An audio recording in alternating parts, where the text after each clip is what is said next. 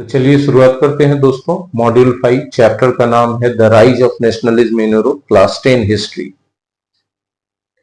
पिछले लेक्चर में हम लोगों ने मॉड्यूल 4 तक पढ़ाई कर ली। The aristocracy and the new middle class.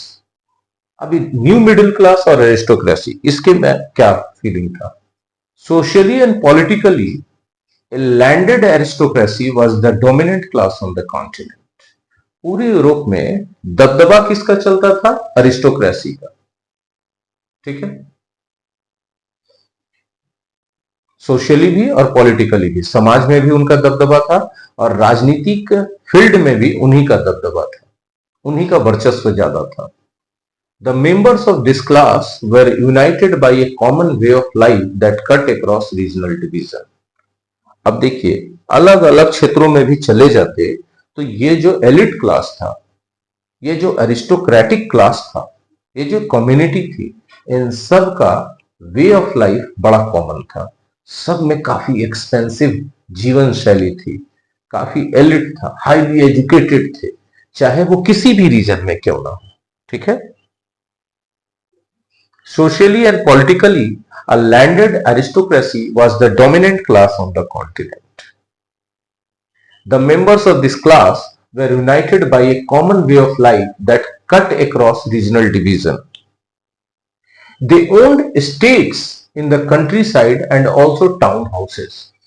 क्या कॉमन था उनके जीवन शैली में भाई? चाहे किसी भी क्षेत्र के अरिस्टोक्रेसी वाले लोग थे तो उनमें कॉमन था कि ग्रामीण क्षेत्र में उनका बड़ा बड़ा जमीन होता था और शहरों में उनके आलीशान मकान होते थे सभी के, चाहे वो हंगरी में रहने वाले हों, चाहे ऑस्ट्रिया में रहने वाले हों, चाहे बोहेमिया में रहने वाले हों, चाहे वो जर्मन स्पीकिंग हो, चाहे इटालियन स्पीकिंग हो।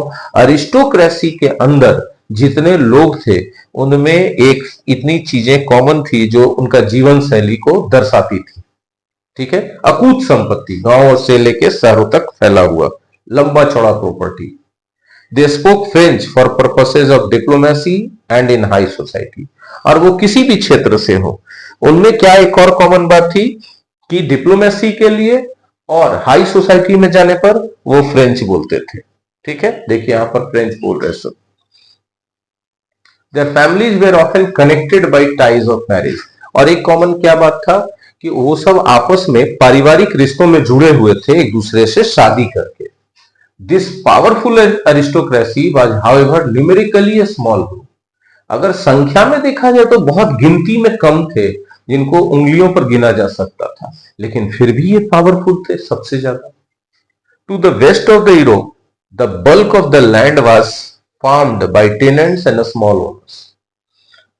यूरोप के वेस्ट में बहुत बड़ा जमीन था जो कि जिस पर खेती किया जाता था टेनेंट्स के द्वारा, मतलब वो जमीन भूमिहीन किसान थे, वो बड़े इन लोगों से किसान जमीन किराए पर लेते थे और खेती करते थे, या फिर छोटे छोटे लैंड ओनर्स थे जिनके पास जमीन बहुत कम होता था।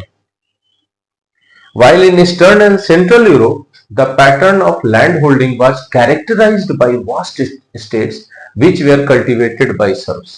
और ईस्टर्न और सेंट्रल यूरोप में चूंकि ये अरिस्टोक्रेसी का डोमिनेंस सबसे ज्यादा था, तो इनके पास बहुत बड़ी बड़ी जमीनें थी और इन पर ये अपने गुलामों के द्वारा खेती करवाते थे। In western and parts of central Europe, the growth of industrial production and trade meant emergence of western और सेंट्रल पार्ट में अगर इंडस्ट्री का ग्रोथ होता था, प्रोडक्शन का ग्रोथ होता था, ट्रेड का ग्रोथ होता था, तो इसका मतलब क्या निकलता था कि इसका मतलब था कि एक नया कॉमर्शियल क्लास उभर कर सामने आ रहा था। ठीक है, शहरों का विकास हो रहा था। ठीक है, और शहरों का विकास किस आधार पे हो रहा था? क्योंकि मार्केट के लिए प्रोडक्शन ज्यादा हो रहा था। ठीक है, industrialisation began in England in the second half of the 18th century. 18th century के सेकेंड हाफ में इंडस्ट्रियलाइजेशन बहुत तेजी से होने लगा इंग्लैंड में। In France and parts of German states it occurred only during the 19th century. लेकिन France में और जर्मन स्टेट्स में इंडस्ट्रियलाइजेशन बाद में शुरू हुआ 19th सेंचुरी के दौरान।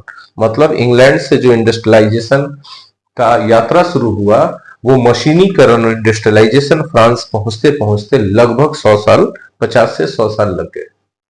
In its wake new social groups came into being और इसके कारण नए सोशल ग्रुप्स बनते चले गए। एक सोशल ग्रुप बना वर्किंग क्लास पॉपुलेशन का जो इन इंडस्ट्रीज में काम करते थे, एक बना मिडिल क्लास का, ठीक है, और एक बना इंडस्ट्रियलिस्ट लोगों का जो ये इंडस्ट्री ओन करते थे, चलाते थे, ठीक है, और एक बिजनेसमैन का नया सोशल ग्रुप बना। बिजनेसमैन कौन? जो इन प्रोडक्ट्स को बाजारों में लाकर लोगों तक बेचते थे, ठीक है, और प्रोफेशनल्स का भी बना जो इन इंडस्ट्रीज और बिजनेस के लिए बहुत सारे काम करते थे, सलाह देते थे, है ना। In Central and Eastern Europe, these groups were smaller in number till late 19th century. Central और ईस्टर्न यूरोप में ये जो नए नए कम्युनिटीज बन रहा था, इनका संख्या अभी भी बहुत कम था और वही और अरिस्टोक्रेटिक क्लास के लोगों की संख्या इनकी तुलना में ज्यादा थी। It was among the educated liberal middle class that ideas of national unity gained popularity, ठीक है। फिर धीरे धीरे क्या हुआ कि एजुकेटेड लिबरल मिडिल क्लास जो था उसमें नेशनल यूनिटी का आइडिया धीरे धीरे ज्यादा लोकप्रिय होने लगा, राष्ट्रीय एकता की भावना जड़ पकड़ने लगी, ठीक है। क्यों ऐसा हुआ? क्योंकि तब तक अरिस्टोक्रेटिक प्रिविलेजेस को नेपोलियन के सिविल कोड के द्वारा लगभग समाप्त कर दिया गया था, ठीक है। अरिस्टोक्रेटिक प्रिविलेजेस, है ना, एबॉलिश कर दिए गए थे, ठीक है। जो इंडस्ट्रियलिस्ट लोगों को दिए जा रहे थे, बिजनेसमैन लोगों को दिए जा रहे थे, है ना, और प्रोफेशनल लोगों को दिए जा रहे थे, वो सारे के सारे स्पेशल फैसिलिटीज खत्म कर दिए गए, प्रिविलेजेस खत्म कर दिए गए। चलिए मॉड्यूल 6 का शुरुआत करते हैं। लिबरल नेशनलिज्म, नेशनलिज्म आया लेकिन एग्रेसिव नहीं था, वो लिबरल था। Ideas of national unity in early 19th century Europe were closely allied to the ideology of liberalism, ठीक है। अर्ली 19th सेंचुरी में नेशनल यूनिटी के आइडियाज यूरोप के लोग जो थे ये लगभग अलाइड थे टू द आइडियोलॉजी ऑफ, बहुत अच्छे से अलाइड थे आइडियोलॉजी ऑफ लिबरलिज्म का। जो लिबरलिज्म वर्ड है वो बना है एक लैटिन वर्ड से जिसका मतलब होता है लीबर, है ना। For the new middle class liberalism stood for freedom for the individual and equality of all before the law.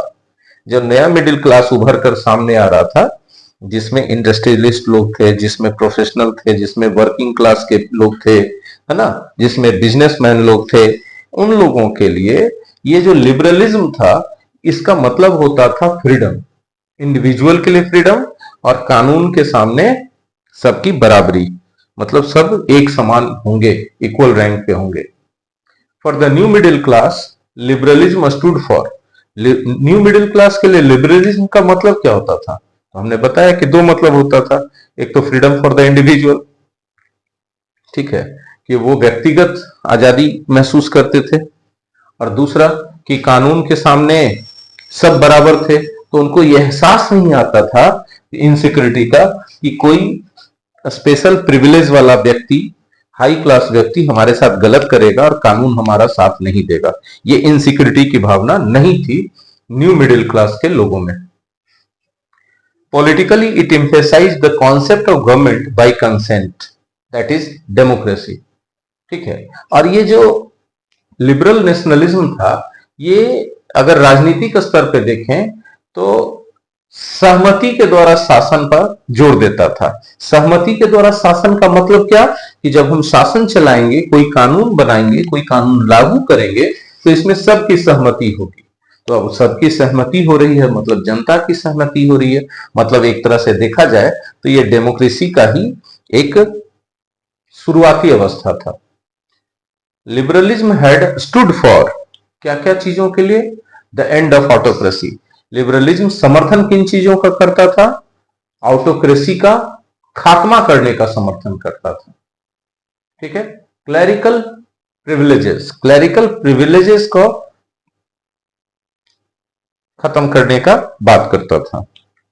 ठीक है, एक कॉन्स्टिट्यूशन का बात करता था जिसमें रिप्रेजेंटेटिव गवर्नमेंट होगा, ठीक है, और पार्लियामेंट के जरिए शासन चलाया जाएगा।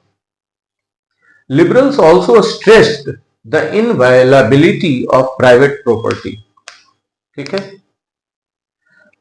लिबरल्स लोग इस बात के भी समर्थक थे कि किसी व्यक्ति के निजी संपत्ति का हनन किया जाए, उसको छीना जाए। ठीक है, तो इससे लोगों में भी इसके प्रति ज्यादा उत्साह था, क्योंकि यह प्राइवेट प्रॉपर्टी रखने को सही मानता था। Yet equality before the law did not necessarily stand for universal suffrage. अभी यहाँ इक्वलिटी और बिफोर द लॉ का मतलब ये नहीं था कि सभी को वोट देने का अधिकार मिल जाना था। ठीक है, the first political experiment in liberal democracy of France and to get elected was granted exclusively to property owning men.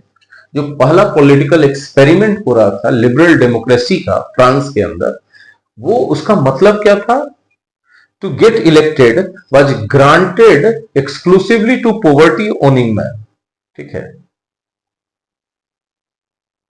ये शुरुआत में ये किसको दिया गया था कि कौन चुनाव में खड़ा हो सकता है, किसको इलेक्ट किया जा सकता है?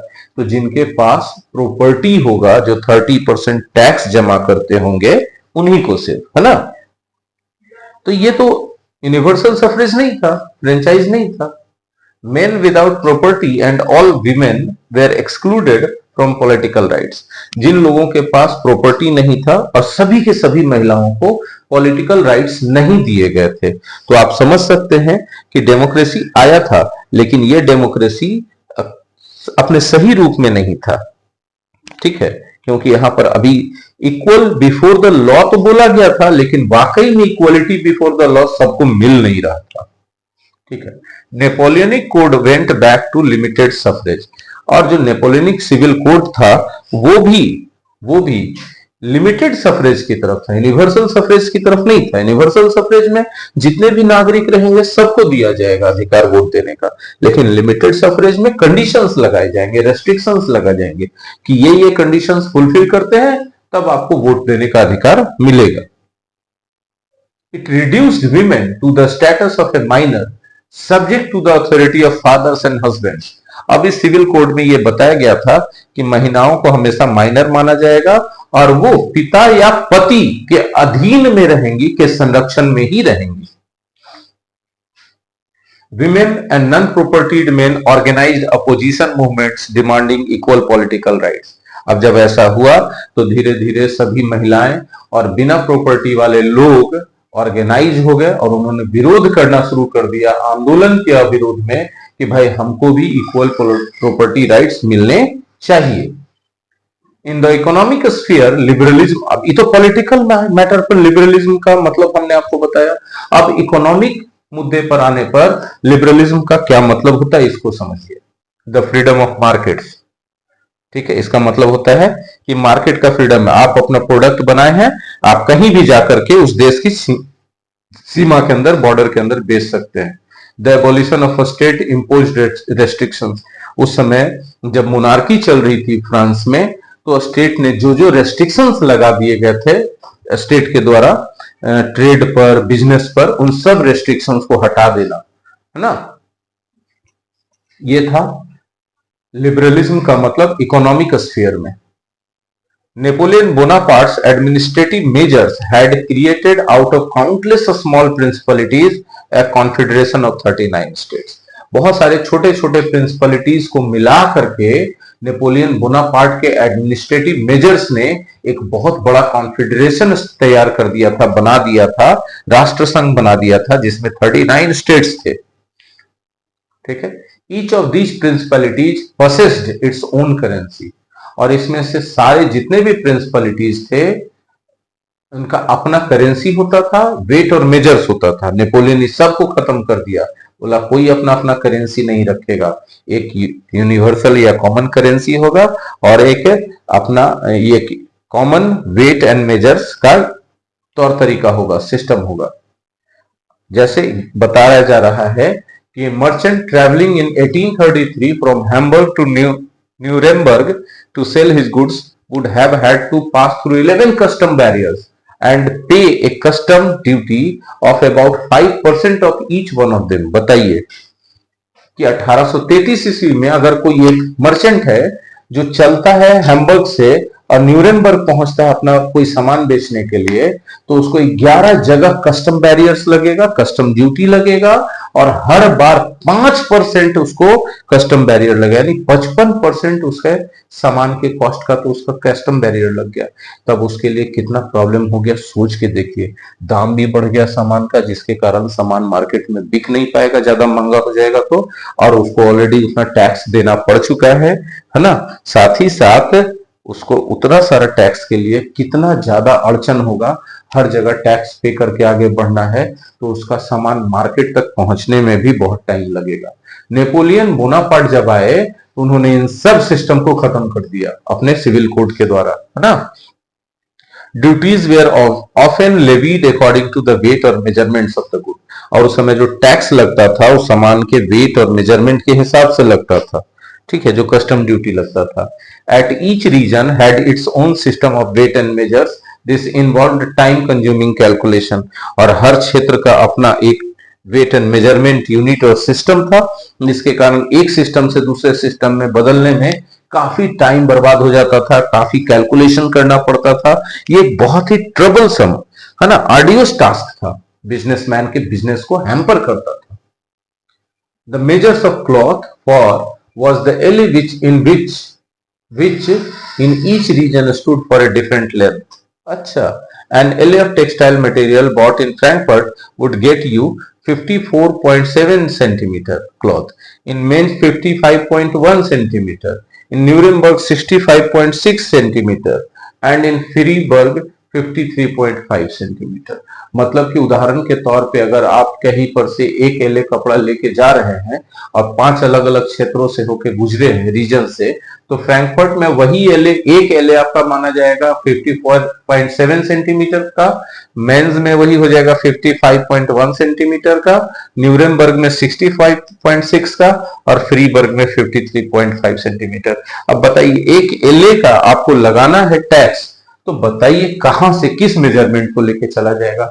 हर बार उसको जाकर के अलग अलग क्षेत्र में घुसेगा तो देखेगा भाई 54.7 सेंटीमीटर का एक एले होता है, अब उससे ज्यादा हो गया तो एक एक्स्ट्रा टैक्स देना पड़ेगा, है ना। कहीं पर 65.6 सेंटीमीटर का है एक एले, तो वहां पर एक एले से कम हो गया तो कम टैक्स देना पड़ेगा। तो हर बारी कैलकुलेशन और ये चेंजिंग करना बहुत बड़ा टाइम कंज्यूमिंग चीज था, बहुत ट्रबलसम था, ठीक है। देख लीजिए यही चीजों को यहाँ मैप पे दिखाया जा रहा है कि कैसे कितने पास पास में वेट और यूनिट के मेजरमेंट और वेट और मेजरमेंट के यूनिट और सिस्टम कैसे चेंज हो रहे थे, और इसके कारण कितने दिक्कत हो रही थी बिजनेसमैन को, जिसमें बहुत बड़ा काम किया सिविल कोड ने नेपोलियन बोनापार्ट के।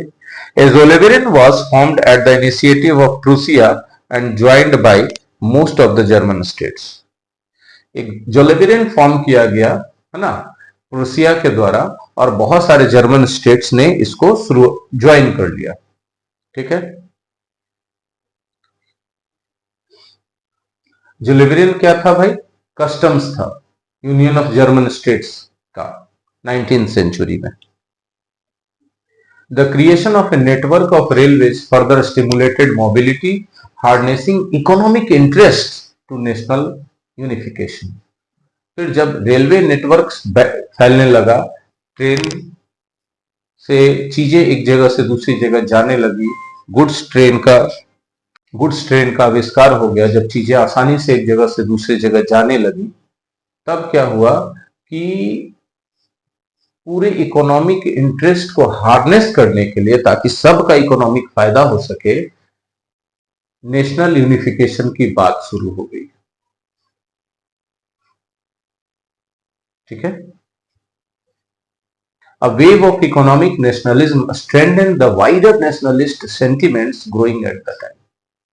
एक लहर उठा इकोनॉमिक नेशनलिज्म का, जिसके कारण नेशनलिज्म का सेंटिमेंट्स उस समय जो पनप रहा था लोगों के अंदर और बहुत ज्यादा मजबूत हो गया। The union abolished tariff barriers and reduced of a number of currencies from over 30 to 2. और ये जर्मन यूनियन जो बना, इसने एबॉलिश कर दिया टैरिफ बैरियर्स को, जो 11 जगह लग रहा था ना, मात्र इतना नजदीक नजदीक के एरिया में, फ्रैंकफर्ट से लेके न्यूरेमबर्ग तक जाने में, इस तरह से जितने भी टैरिफ बैरियर्स थे उन सब को खत्म कर दिया गया। और करेंसीज जो 30 से ऊपर थे उन सब को खत्म करके 2 करेंसी बन गया उस पूरे क्षेत्र के लिए, पूरे जर्मन यूनियन के लिए। ठीक है, मॉड्यूल 7 में चलते हैं अब हम लोग। A new conservatism after 1850। 1815 के बाद एक नया कंजर्वेटिज्म शुरू हुआ। क्या था भाई? European governments were driven by a spirit of conservatism. Conservatism होता क्या है? ट्रेडिशनल वैल्यूज के प्रति जो कमिटमेंट्स होता है कि जो परंपराएं चलती आ रही हैं हम उन्हीं का पालन करेंगे, उनका संरक्षण करेंगे, उनको नष्ट नहीं होने देंगे। तो यूरोपियन गवर्नमेंट्स उन्हीं कंजर्वेटिज्म के द्वारा चलाए जा रहे थे, उन्हीं के आधार पर चलाए जा रहे थे। Conservatives believed that established traditional institutions of state and society like the monarchy, the church, social hierarchies, property and the family should be preserved. जो कंजर्वेटिव्स थे वो मानते थे कि जो कंजर्वेटिव तौर तरीके चलते आ रहे हैं, ट्रेडिशनल तौर तरीके चलते आ रहे हैं, उनको बचा के रखना चाहिए, उनको खत्म नहीं करना चाहिए। जैसे क्या चल रहा था? एडमिनिस्ट्रेटिव सिस्टम में, पॉलिटिकल सिस्टम में मोनार्की चल रहा था, है ना। सोशल हायरार्की था, जो कोई कम्युनिटी को नीचा, कोई कम्युनिटी को ऊंचा माना जा रहा था। ठीक है, प्रॉपर्टी जो है उस पर किसी व्यक्ति का प्राइवेट अधिकार नहीं हो सकता था। ठीक है, चर्च सबसे ऊपर माना जाता था। तो ये सब चीजों को कंजर्वेटिव लोग वैसे के वैसे ही रखना चाहते थे, उसको खत्म नहीं होने देना चाहते थे। ठीक है, मोनार्की मतलब राजतंत्र। आप देख रहे हैं चर्च जो रिलीजन का बहुत बड़ा कंट्रोलिंग सिस्टम है, सोशल हायरार्की है। सोशल हायरार्की में अलग अलग कम्युनिटी के लोगों को अलग अलग लेवल में समाज में रखा गया था। जैसे फराउस को सबसे ऊपर रखा गया, उसके नीचे जो सबसे हाई लेवल के लोग होते थे वो फराउस होते थे, प्रीस्ट और नोबल्स उसके बाद होते थे। उसके बाद उनके नीचे लेवल माना जाता था ट्रेडर्स का, आर्टिशंस का, स्पोक्स पर्सन्स का, स्क्राइब्स का, ठीक है, शॉपकीपर्स का। उसके नीचे बेचारे फार्मर्स और हर्डर्स आते थे। और अनस्किल्ड वर्कर्स का जो स्ट्रेटम था, जो लेवल था समाज में, सबसे नीचा माना जाता था, उनको कोई अधिकार नहीं था। ठीक है, आपने पढ़ा ना कि फ्रांस में सिर्फ प्रॉपर्टी वाले लोगों को ही वोट देने का राइट दिया गया, वहां डेमोक्रेसी लाया गया। लेकिन वो डेमोक्रेसी कोई आइडियल डेमोक्रेसी नहीं था, क्योंकि महिलाओं को नहीं दिया गया था अधिकार। तो इसका मतलब महिलाओं को निचले पायदान पर माना जाता था। बिना प्रॉपर्टी वाले लोगों को, जैसे जो मजदूर वगैरह है खेतों में काम करने वाले, उनको नहीं दिया गया था वोट देने का अधिकार। मतलब उनका जो है स्तर नीचे था। तो इस तरह से सोशल हायरार्की बनाया गया था। महिलाओं को सबसे नीचे रखा गया था, क्योंकि कहा गया था कि they are subject to be under fathers and husbands, कि उनको अपने पिता और पति के अधीन ही रहना है। चलिए आगे बढ़ते हैं, है ना। तो प्रॉपर्टी का राइट नहीं था जनता के पास। स्टेट जब चाहे तब उनसे उनकी प्रॉपर्टी ले सकती थी, है ना। फैमिली का जो कॉन्सेप्ट था, तो चलिए फैमिली का कॉन्सेप्ट कंजर्वेटिव्स के हिसाब से जैसा था वैसे बने रहना चाहिए था, लेकिन बाकी चीजों में परिवर्तन की जरूरत थी, है ना। चलिए आगे बढ़ते हैं। Most conservatives, however, did not propose a return to the society of pre-revolutionary days. हालांकि रिवॉल्यूशन ने, जैसे फ्रांस की क्रांति जब हुई तो उसके पहले जो हालात था समाज का, देश का, फ्रांस का, तो अधिकतर कंजर्वेटिव चाहते थे कि देश वापस उस स्थिति में ना लौटे। ठीक है, उस स्थिति में देश को ले जाना नहीं चाहते, हालांकि वो कंजर्वेटिव थे। Rather they realised that modernization could in fact strengthen traditional institutions like the monarchy. हालांकि वो लोग इस बात को रियलाइज कर रहे थे, महसूस कर रहे थे कि जो मॉडर्नाइजेशन है वो ट्रेडिशनल इंस्टीट्यूशंस को, जैसे मोनार्की एक ट्रेडिशनल इंस्टीट्यूशन है, उसको और मजबूत कर देगा। ठीक है, क्यों? जैसे नेपोलियन एक तरह से शुरुआत किया था, नेपोलियन किसके नाम पर? डेमोक्रेसी के नाम पे, लेकिन वो एक तरह का मोनार्की सिस्टम लगा दिया था, ऑटोक्रेटिक मोनार्की सिस्टम लगा दिया था। लेकिन नेपोलियन ये तो गलत किया था, लेकिन नेपोलियन ने जो चेंजेस किए थे सिविल कोड ला करके, है ना, 1804 का जो सिविल कोड उन्होंने लाया था, तो उन उन सिविल कोड से ये बातें तो तय हो रही थी ना कि बहुत सारी चीजें बदली गई हैं, और वो बदली गई चीजों के कारण लोग इस शासन व्यवस्था को ज्यादा पसंद करने लगे थे, जबकि ये मोनार्की था। तो इस तरह से कंजर्वेटिव लोगों को ये बात का एहसास हो गया कि मोनार्की को भी स्ट्रेंथन किया जा सकता है मॉडर्न मेजर्स के सहारे, मॉडर्न थिंकिंग और आइडियाज के सहारे। इसीलिए वो चाहते थे कि प्री रिवॉल्यूशनरी स्टेट में फ्रांस वापस न जाए। It could make state power more effective and strong. वो लोग रियलाइज कर चुके थे कि मॉडर्न मेजर्स को अगर अपनाया जाए, अडॉप्ट किया जाए और अच्छे से इंप्लीमेंट किया जाए, तो स्टेट पावर ज्यादा इफेक्टिव हो सकता है और ज्यादा स्ट्रांग हो सकता है। लाइक मॉडर्न आर्मी रहेगा, जाहिर सी बात है, तो स्टेट तो पावरफुल होगा। इफिशिएंट ब्यूरोक्रेसी होगा, तो जाहिर सी बात है कि स्टेट पावर ज्यादा इफेक्टिव हो पाएगा। अगर डायनेमिक इकोनॉमी है तो जनता का विश्वास भी स्टेट पावर में बना रहेगा। और एबॉलिशन हो रहा है फ्यूडलिज्म का, सर्फडम का, तो जाहिर सी बात है कि जो लोअर लेवल पे, लोअर स्टेप पे सोसाइटी का जो कम्युनिटी था, वो भी मोनार्की के लिए अपनी भक्ति जरूर रखेगा अगर मॉडर्न चेंजेस जिस तरह का उन्होंने नेपोलियन बोनापार्ट ने लागू किया, अगर इस तरह की चीजें लागू कर दी जाए, तो कंजर्वेटिव लोग भी ये मानना शुरू कर चुके थे अधिकतर, है ना। उनका मानना था कि ये सारी चीजें जो है वो ऑटोक्रेटिक मोनार्की जो यूरोप का है उसको स्ट्रांग बना देगा और ज्यादा। कंजर्वेटिव्स का मानना था, वो चाहते भी यही थे।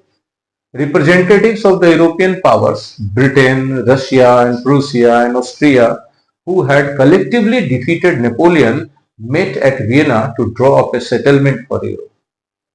अब ब्रिटेन, रशिया, प्रूसिया और ऑस्ट्रिया ने मिल करके एक साथ नेपोलियन को हरा तो दिया। इन लोगों का वियना में एक मीटिंग हुआ ताकि वो सेटलमेंट कर सके यूरोप के लिए, है ना।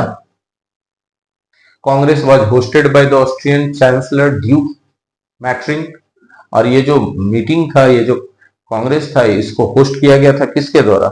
ऑस्ट्रियन चांसलर के द्वारा, जिनका नाम था Duke mattering Metternich. The delegates drew up the Treaty of Vienna of 1815 with the object of undoing most of the changes that come about in Europe during the Napoleonic Wars. अब जाहिर सी बात है, नेपोलियन को इन लोगों ने हरा दिया था, ये लोग क्या चाहेंगे? ये लोग मोनार्की सिस्टम के बहुत बड़े पक्षधर थे, सपोर्टर थे, तो ये लोग चाहते थे कि यूरोप में नेपोलियन के समय में जो जो चेंजेस किए गए थे उन चेंजेस को अब अंडू कर दिया जाए, ठीक है, खत्म कर दिया जाए। The Bourbon dynasty, which had been deposed during the French Revolution, was restored to power. French revolution के समय जो बोर्बन डायनेस्टी हटा दिया गया था सत्ता से, उसको फिर से सत्ता में वापस लाया गया। फ्रांस की कमान उसके हाथ में दे दी गई। France lost the territories it had annexed under Napoleon. Napoleon के नेतृत्व में फ्रांस ने जिन जिन क्षेत्रों को जीता था, कब्जा किया था, उन सब क्षेत्रों पर से फ्रांस का कब्जा हटा दिया गया, फ्रांस से उसको आजादी दे दी गई। A series of states were set up on the boundaries of France to prevent French expansion in future. France के बॉर्डर पे बहुत सारे स्टेट बना दिए गए जिससे कि फ्रांस फ्यूचर में भी अपने सीमा के विस्तार के लिए किसी दूसरे देश पर हमला नहीं कर सके, ठीक है। The kingdom of the Netherlands, which included Belgium, was set up in the north. Genoa was added to Piedmont in the south. अब जो नीदरलैंड्स का किंगडम था जिसमें बेल्जियम शामिल था, उसको सेटअप किया गया नॉर्थ जियोना में, ठीक है, और उसको पिडमोंट से साउथ में ऐड कर दिया गया, जोड़ दिया गया। अब देखिए फिर क्या हुआ। Prussia was given important new territories on it's western frontiers while Austria was given control of northern Italy. Prussia को नया टेरिटरी दे दिया गया वेस्टर्न फ्रंटियर्स का, और ऑस्ट्रिया को दे दिया गया नदर्न इटली का पूरा कंट्रोल, ठीक है। इस तरह से फ्रांस को चारों तरफ से बांध दिया गया कि फ्रांस कभी कोशिश भी करे तो बाहर निकल के दूसरे देशों पर हमला करके अपनी सीमा का विस्तार, अपने बाउंड्री का विस्तार नहीं कर सके। German Confederation of 39 states that had been set up by Napoleon was left untouched. हाँ, यहाँ पर एक बात हुआ कि नेपोलियन ने जो 39 स्टेट्स का जर्मन कॉन्फेडरेशन बना दिया था एक साथ जोड़ करके, उसमें कोई छेड़छाड़ नहीं किया गया, उसको ज्यों का त्यों छोड़ दिया गया। ठीक है। Russia was given part of Poland while Prussia was given a portion of Saxony. अब बताइए क्यों ये बंटवारा कर दिया जा रहा था? ताकि फ्रांस कभी अगर कोशिश भी करे इन सब जगहों पर फिर से कब्जा करने की, तो उसको बड़े देश से युद्ध लड़ना पड़े, बड़े किंगडम से युद्ध लड़ना पड़े, जो उसके लिए आसान नहीं होगा। तो रसिया को दे दिया गया पोलैंड का एक बहुत बड़ा हिस्सा, और प्रूसिया को दे दिया गया सैक्सोनी का एक हिस्सा। ठीक है। The main intention was to restore the monarchies that had been overthrown by Napoleon and create a new conservative order in Europe. और ये सब इसलिए किया जा रहा था कि नेपोलियन जिन जिन क्षेत्रों पर कब्जा कर लिया था, मोनार्की वहां से खत्म कर दिया था, उन सब जगहों को फिर से मोनार्की के गवर्निंग सिस्टम के अंदर लाया जाए, वहां फिर से मोनार्की स्टैब्लिश किया जाए। ठीक है। और नया कंजर्वेटिव ऑर्डर यूरोप में लाया जाए, इसी वजह से सब किया जा रहा था। The main intention was to restore the monarchies that had been overthrown by Napoleon. जो मोनार्कीज को नेपोलियन के द्वारा सत्ता में से हटा दिया गया था, उनको फिर से वापस लाना था सत्ता में, और एक नया कंजर्वेटिव ऑर्डर तैयार करना था Europe. They did not tolerate criticism and dissent and sought to curb activities that questioned the legitimacy of autocratic governments. ठीक है। वे नहीं चाहते थे किसी तरह का क्रिटिसिज्म को और असहमति को झेलना, और वो चाहते थे कि जो भी ऑटोक्रेटिक गवर्नमेंट्स के लेजिटिमेसी पे सवाल उठाता है, उनके एक्टिविटीज को कर्ब कर दे, कंट्रोल कर दे, बंद कर दे, रेस्ट्रिक्ट कर दे। जैसे क्रिटिसिज्म ऑफ ऑटोक्रेटिक गवर्नमेंट जितने भी किया, उस सब को हटा दो। Most of them imposed censorship laws to control what was said in newspaper, books, plays and song.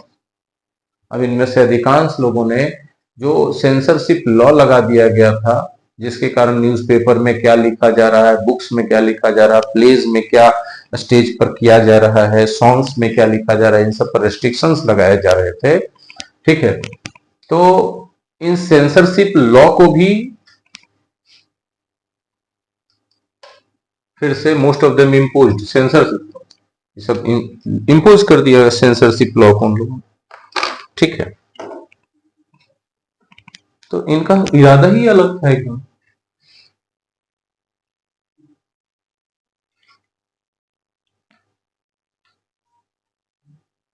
Most of them reflected the ideas of liberty and freedoms associated with the French Revolution. इनमें से अधिकांश ऐसे थे जो idea of liberty को reflect करते थे, और फ्रेंच रिवॉल्यूशन में एसोसिएटेड जो फ्रीडम था, उसके आइडिया को भी ये लोग रिफ्लेक्ट करते थे। The memory of the French Revolution nonetheless continued to inspire liberals. लेकिन लिबरल लोग जो अभी भी थे, वो फ्रेंच रिवॉल्यूशन के बातों से उन बातों को याद करके अभी भी इससे इंस्पायरेशन ले रहे थे। One of the major issues taken up by the liberal nationalists who criticized the new conservative order was freedom of the press. जो एक बहुत बड़ा मेजर इश्यूज था जो लिबरल नेशनलिस्ट लोगों ने उठाया, वो था कि उन जो क्रिटिसाइज किया न्यू कंजर्वेटिव ऑर्डर को, वो था फ्रीडम ऑफ द प्रेस। ठीक है। फ्रीडम ऑफ द प्रेस पर जो सेंसरशिप लगा दिया गया, इसको लिबरल नेशनलिस्ट लोगों ने क्रिटिसाइज किया। मॉड्यूल 8, इसमें हम लोग देखेंगे कि 1830 से लेके 1848 तक ग्रीक वॉर ऑफ इंडिपेंडेंस हुआ यूरोप के अंदर। The fear of repression drove many liberal nationalist underground. बहुत सारे लिबरलिस्ट अंडरग्राउंड हो गए रिप्रेशन के डर से खाली। ठीक है। Secret societies sprang up in many European states to train revolutionaries and spread their ideas. अब जो है लोग कैसे रिवोल्यूशनरीज के आइडियाज को स्प्रेड कर रहे थे, तो सीक्रेट सोसाइटी के द्वारा बहुत सारे सीक्रेट सोसाइटी बन गए। सीक्रेट सोसाइटी का मतलब काम तो कर रहे थे लेकिन सामने नहीं आना चाह रहे थे, क्योंकि न्यू कंजर्वेटिव जो है अब प्रेस, बुक, सॉन्ग्स, प्ले, ये सब के द्वारा एक्सप्रेशन के फ्रीडम पर अब रेस्ट्रिक्शन लगा चुका था। ठीक है, इसे अंडरग्राउंड तरीके से इसी वजह से काम कर रहे थे। To be revolutionary at this time meant, इस समय रिवोल्यूशनरी होने का मतलब क्या था? A commitment to oppose monarchical forms. आप अगर रिवोल्यूशनरी होते हैं तो इसका मतलब है कि आप कमिटमेंट किए हुए हैं कि आप मोनार्कियल तौर तरीकों को विरोध करेंगे। To fight for liberty and freedom, आप आजादी के लिए लड़ेंगे। Most of these revolutionaries also saw the creation of nation states as a necessary part of this struggle for freedom. अधिकांश रिवॉल्यूशनरीज ने ये क्रिएशन ऑफ नेशनल स्टेट को एक नेसेसरी पार्ट के रूप में देखा। किस चीज के नेसेसरी पार्ट? कि फ्रीडम के लिए स्ट्रगल करना है तो उसका नेसेसरी पार्ट है नेशन स्टेट क्रिएट करना। ठीक है, ऐसा कौन बोल रहे थे? अधिकांश रिवॉल्यूशनरीज ऐसा बोल रहे थे। He was Italian revolutionary born in Genoa in 1807. ठीक है, जेनोवा में 1807 ईस्वी में रिवॉल्यूशनरी का एक जन्म हुआ था, इटालियन थे वो। He became a member of the secret society of the Carbonari. Carbonari में एक सीक्रेट सोसाइटी के वो मेंबर बन गए। As a young man of 24, he was sent into exile in 1831 for attempting a revolution in Liguria. Liguria में एक क्रांतिकारी mission को अंजाम देने के आरोप में उनको देश निकाला दे दिया गया। 24 साल के थे सिर्फ मात्र। He subsequently founded 2 more underground societies, और उन्होंने लगातार 2 अंडरग्राउंड सोसाइटीज की स्थापना की। पहला था यंग इटली इन मार्सिलीज और दूसरा यंग यूरोप इन बर्ने। उस मेंबर्स वेयर लाइक माइंडेड, और ये दोनों के मेंबर एक ही तरह की सोच वाले थे। यंग मेन फ्रॉम पोलैंड, और कौन कौन थे मेंबर? पोलैंड, फ्रांस, इटली और जर्मन स्टेट से युवाओं को इन्होंने मेंबर्स के रूप में इसमें लिया था। He believed that God had intended nations to be the natural units of mankind.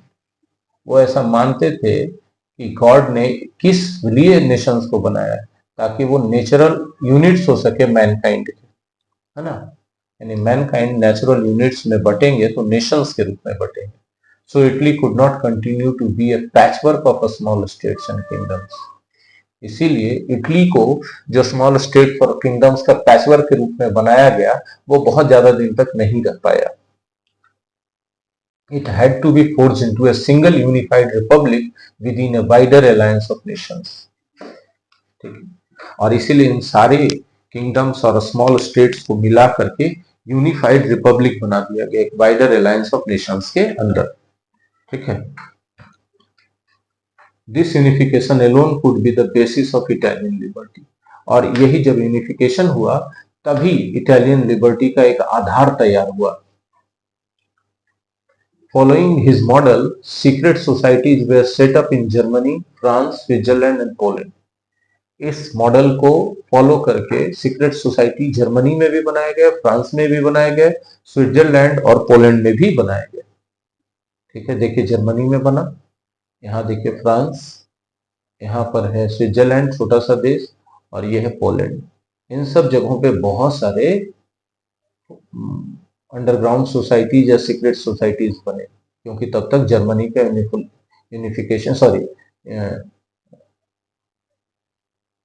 Italy का यूनिफिकेशन हो चुका था।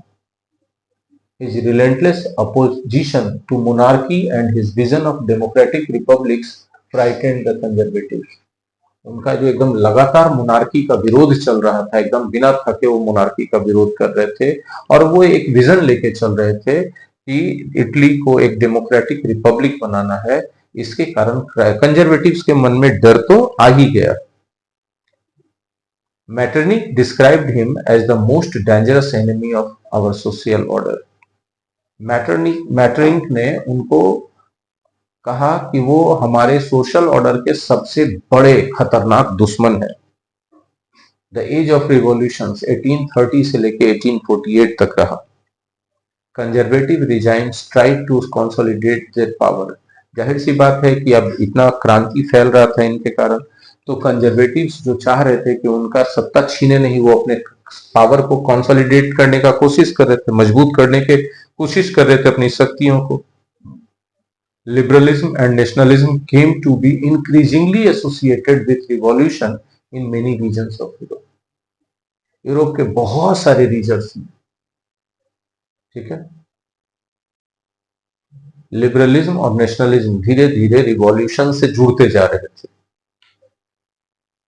Such as the Italian and German states, the provinces of the Ottoman Empire, Ireland and Poland. जैसे कौन कौन?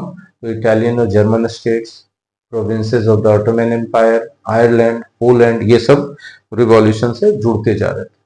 These revolutions were led by the liberal nationalists belonging to the educated middle class elite. ये जो revolutions थे ये किसके द्वारा चलाए जा रहे थे? लिबरल नेशनलिस्ट के द्वारा, लोगों के द्वारा।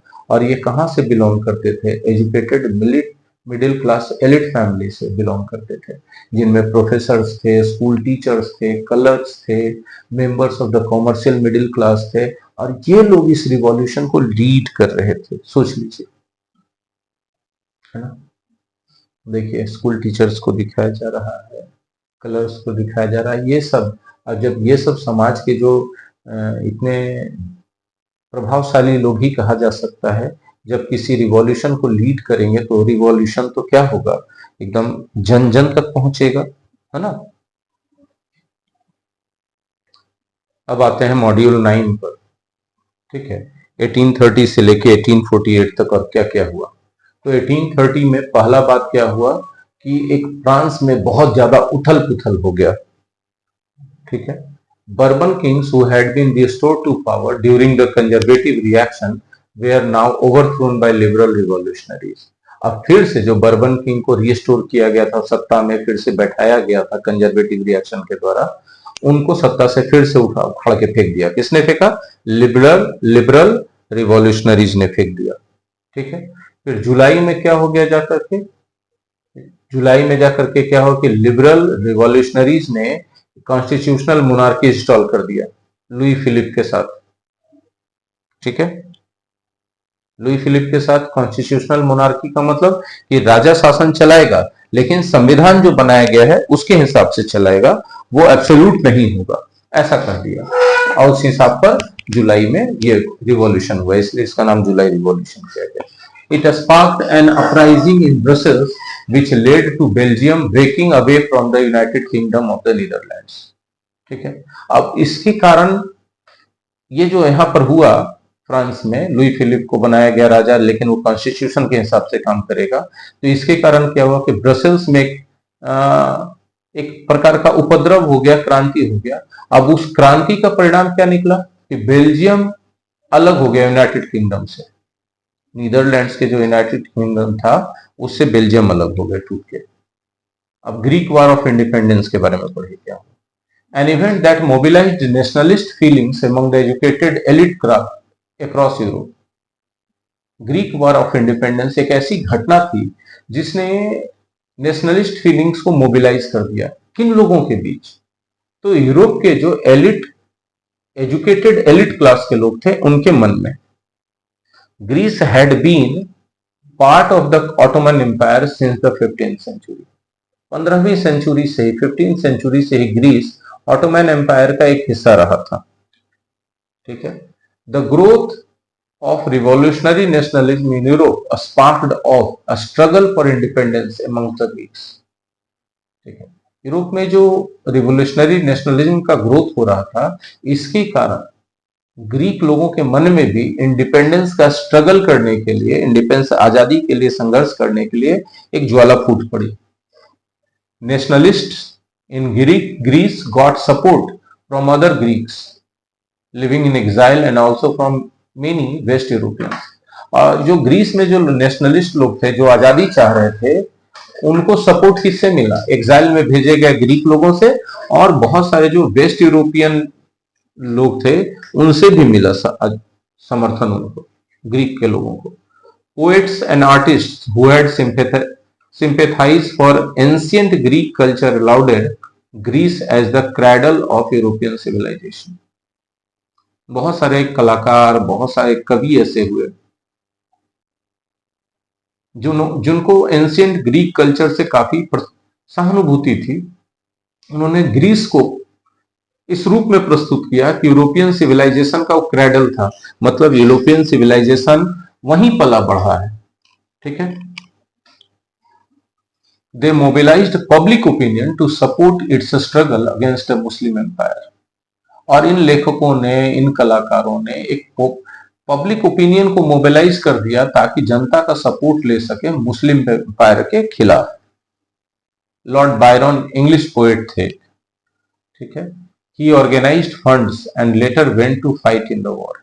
उन्होंने फंड भी ऑर्गेनाइज किया और बाद में युद्ध में लड़ने भी गए। He died of fever in 1824. 1824 ईस्वी में बहुत ज्यादा तेज बुखार लगने के कारण उनकी मौत हो गई। Treaty of Constantinople of 1832 recognized Greece as an independent nation. 1832 ईस्वी में कॉन्स्टेंटिनोपल में ट्रीटी हुआ, समझौता हुआ और उससे ग्रीस एक इंडिपेंडेंट नेशन के रूप में उभर कर सामने आया। उस ट्रीटी में मान लिया गया कि ग्रीस एक इंडिपेंडेंट नेशन है। The romantic imagination and national feeling. ठीक है। अब यहाँ पर लोगों के मन में बहुत अच्छी अच्छी कल्पनाएं आई, नेशनल फीलिंग्स आना शुरू हो गया। The development of nationalism did not come about only through Wars and territorial expansions. ठीक है। तो हम लोग कह सकते हैं कि नेशनलिज्म की भावना सिर्फ वॉर्स के और टेरिटोरियल एक्सपेंशंस के जरिए ही नहीं आई लोगों में। Culture played an important role in creating the idea of the nation. लोगों के मन में एक राष्ट्र बनाने की भावना को उत्पन्न करने में कल्चर का भी भूमिका बहुत महत्वपूर्ण रहा है। जैसे कल्चर में आर्ट एंड पोएट्री भी इस तरह से रोल प्ले किया। आर्टिस्टिक चीजें बनाई गई, पोएट्री लिखे, पोएम्स लिखे गए ऐसे जिससे लोगों के मन में नेशनलिज्म का फीलिंग्स जागे। ऐसे स्टोरीज बनाए गए, म्यूजिक ऐसे कंपोज किए गए जिससे लोग अपने मन पर ये बात महसूस करने के लिए मजबूर हो गए कि वो एक राष्ट्र से बिलोंग करते हैं।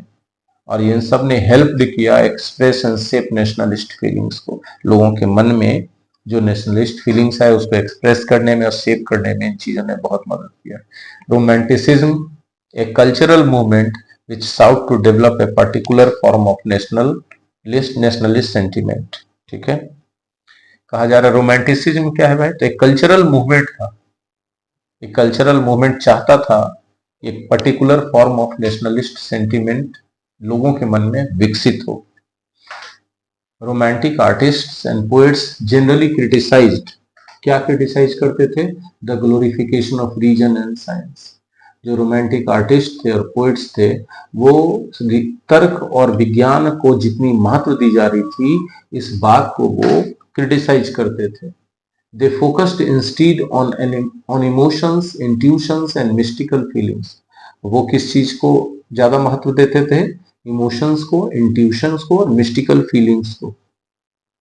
मिस्टिकल फीलिंग्स का मतलब होता है स्पिरिचुअल फीलिंग्स, है ना, जिससे हम भगवान से जुड़ते हैं। Their effort was to create a sense of shared collective heritage.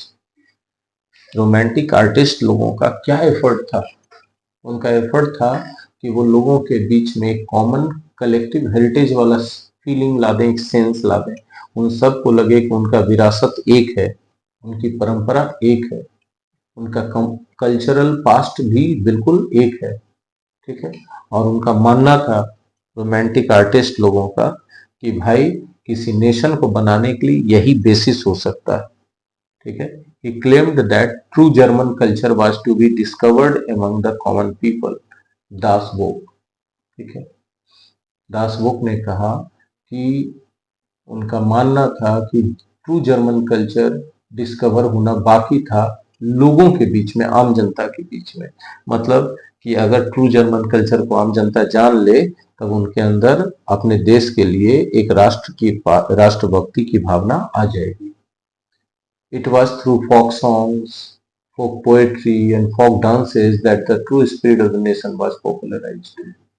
और लोक गीतों के द्वारा, लोक कविताओं के द्वारा, लोक नृत्य के द्वारा, लोक कलाओं के द्वारा लोगों के अंदर नेशन का स्पिरिट, राष्ट्रभक्ति की भावना को पॉपुलराइज किया गया। ठीक है।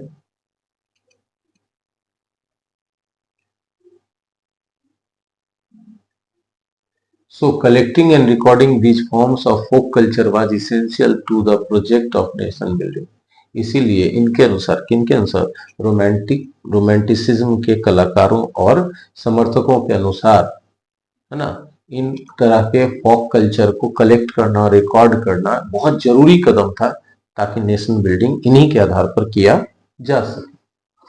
The emphasis on vernacular language and the collection of a local folklore was not just to cover an ancient national spirit, but also to carry the modern nationalist message to large audience who were mostly illiterate. अब देखिए, उस समय बहुत बड़ी संख्या में लोग निरक्षर थे, तो वहां पर वर्नाकुलर लैंग्वेज में लोकल फोकलोर को कलेक्ट किया जा रहा था, लोक साहित्य को कलेक्ट किया जा रहा था। सिर्फ इसलिए नहीं कि एंसेंट नेशनल स्पिरिट को कवर किया जा सके, बल्कि मुख्य रूप से इसलिए भी कि मॉडर्न नेशनलिस्ट मैसेज को जन जन तक पहुंचाया जा सके, क्योंकि अधिकतर जनता निरक्षर थी, इसलिए वो अपने बोलचाल की भाषा में ही कोई बात को समझ सकती थी। Language too played an important role in developing nationalist sentiments. तो इस तरह से हम कह सकते हैं कि भाषा का भी एक बहुत बड़ा महत्वपूर्ण भूमिका था नेशनलिस्ट सेंटिमेंट्स को यूरोप के लोगों के अंदर, जनता के अंदर, आम जनता के अंदर डेवलप करने में। ठीक है। मॉड्यूल 10